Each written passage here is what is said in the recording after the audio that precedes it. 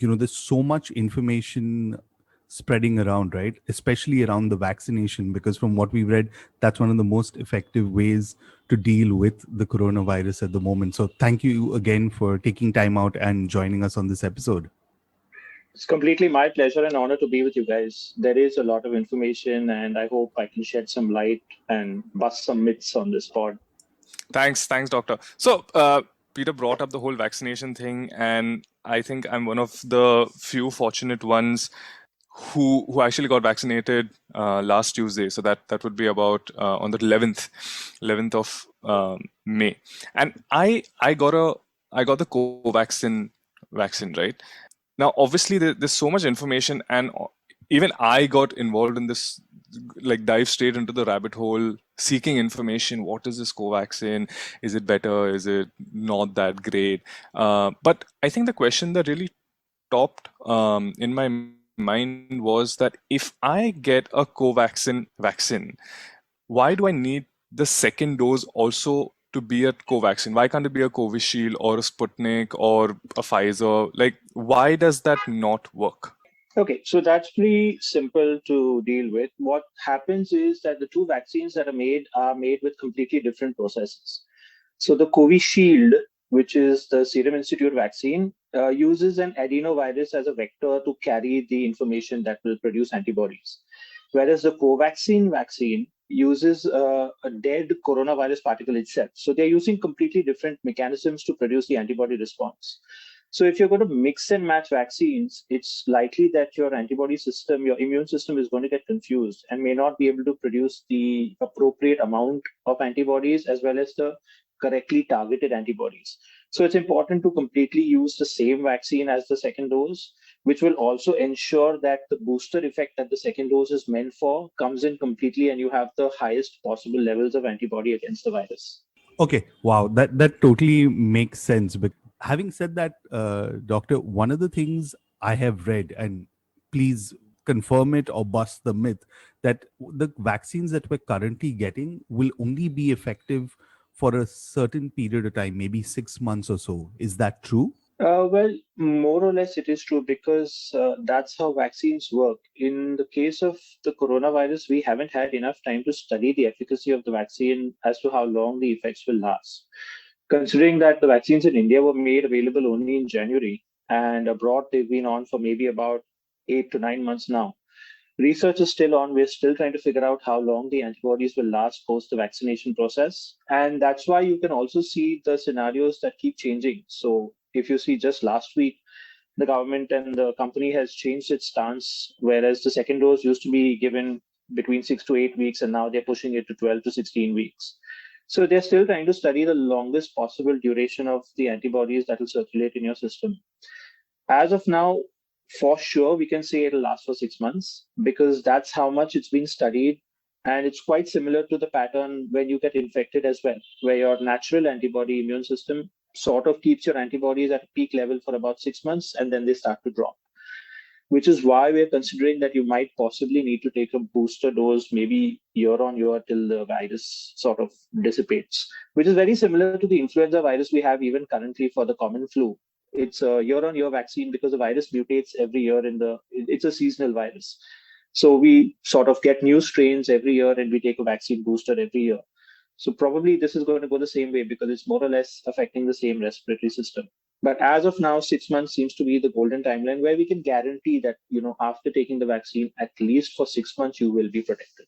So basically, people who have taken a vaccine right now in May would probably, if things remain as is, they'll have to take another one, which is a whole new session in December. Sounds like it as of now. So what will happen is you'll probably be told to take an antibody test and see how many antibodies are still circulating in your system. Because what happens is, so it's not a one-time thing that you get the virus shot and the vaccine sort of produces antibodies and that's it. We're also thinking about people getting continuously exposed to the virus post the vaccine. Let's assume that, lockdown measures ease out and we start moving about. And then we're exposed to people who have the virus, but our antibodies are fighting the virus. So as and when you get exposed to the virus, the antibodies continuously keep producing. It's like a memory cell.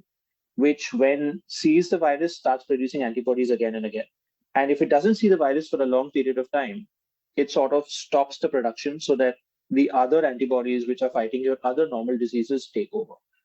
So it depends on how exposed you are to the virus, how long the vaccine will last in terms of your memory cells keeping it in mind that this is the virus particle against which I have to produce antibodies. So it's a very fluid thing. I mean, there's no black and white answer that, 6 months and then 6 months, one day you won't have the antibodies anymore. So it'll have to be a test. And then if you need, they'll put a booster. Similar to what they're doing with polio and the measles vaccine, really. No, it's interesting you brought up immunity, and we will pick your brains on that a little later. But we have a couple more myths or facts questions. So the next one that we've been hearing, reading a lot about, and a lot of people have also spoken, and we've heard various aspects to this particular question. So, doctor, we want to understand, whether you think this is a myth or a fact. Women who are menstruating cannot take the vaccine. No, it's an absolute myth. There is no reason why anybody who's menstruating should not take the vaccine. The only possible explanation I can give from where this originated is that at the time of menstruation, some women are not at their peak physical fitness. So some people get a lot of pain, some people get a lot of weakness, they get fatigue, they get tiredness. And the only reason that you would not give the vaccine in such cases is because, let's say, post vaccination, you were to get a reaction or a side effect.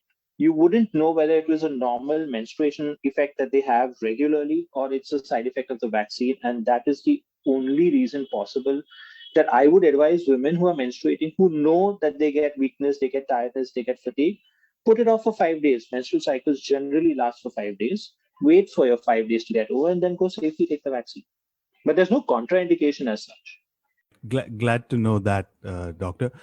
Another thing we've read or come across is breastfeeding while being positive with coronavirus does not cause any harm to the infant or the child. That's absolutely true. So while the mother is breastfeeding the infant, you have to understand that breastfeeding is an extremely important function of human life because the infant from age 0 to age 6 months has no immune system that can produce antibodies of his own or her own. The entire source of antibodies is the breast milk coming from the mother. On the contrary, if somebody is positive and they are developing antibodies in their body, it's more likely that those antibodies will be transferred from the mother to the infant via breastfeeding. So if you go and research, even the WHO and the Indian Council of Medical Research has put up a statement very clearly stating that breastfeeding is to be encouraged and continued as normal, irrespective of the corona status of the patient. I think that'll put a lot of moms at ease, because there's still so much information regarding that. Should we not? Should we not? And obviously, I think by the end of it, it all rests, in the hands of the doctor who's probably managing them. But yes, if there's an official statement out, then I think that's great news for all new mothers. And doc, our last myth of fact is using 2 masks is a more effective measure. Okay, so this is a very common question that we get asked almost every day. And the 2 mask theory works for people who are continuously exposed to infected people. So if I am going into a ward full of COVID positive patients, then 2 masks for me make sense because I'm going to be continuously exposed to the droplets hanging around in the air, to somebody coughing or sneezing next to me. For the general public who is going down to buy groceries, for example, a good quality 3-ply surgical mask, which should have about 4 to 6 layers, should be good enough. You do not need the second mask at all. Unfortunately, what we are seeing is a lot of people, lay people or public who are not healthcare workers, are walking around with these cloth masks with fancy designs. But most of these masks are permeable to water. So the simplest test you can do is take a water spray like you do for the plants and spray water across the mask. And if the other side of the mask gets damp, then it's offering you no protection. Then you wear your double mask or switch over to a surgical 6-ply mask or a 3-ply mask with 6 layers.